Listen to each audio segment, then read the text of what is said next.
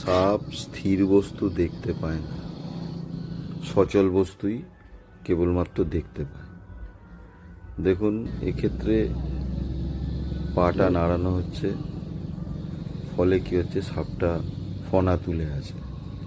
সাপুড়েরা দেখবেন যখন বিন বাজায়, বিনটা কিন্তু ক্রমশ দোলায়, তাতে কি হয়, সাপটা কিন্তু ওইদিকে অ্যাটেনশন বা ধ্যান দেয়। এবং এই যে সাপটি দেখা যাচ্ছে, এটাকে বাংলায় কেউটে, কোনো জায়গায় একে মনোকেল কোবরা ইংরাজিতে বা মনোসিলেট কোবরা বলে, অনেকে গেরি ভাঙা কেউটেও বলে, এরকম বিভিন্ন আঞ্চলিক নামও আছে। এই সাপ এর যে ভেনামের ক্যারেক্টারিস্টিক, সেটা হচ্ছে নিউরোটক্সিক। যদি কোনো কারণে কামড়ে দেয় তাহলে সেন্ট্রাল নার্ভাস সিস্টেমের উপর প্রভাব পড়ে।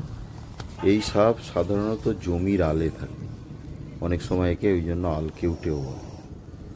এবং আমরা যখন সাপ উদ্ধার করি এবং তারপর তার যে স্বাভাবিক বাসস্থানে সেখানে ছেড়ে দিই, সেই সাপটিকেও তার বাসস্থানে ছেড়ে দেওয়া হচ্ছে। দেখুন সাপটি দেখতে কত সুন্দর, প্রকৃতিতে কত প্রয়োজন।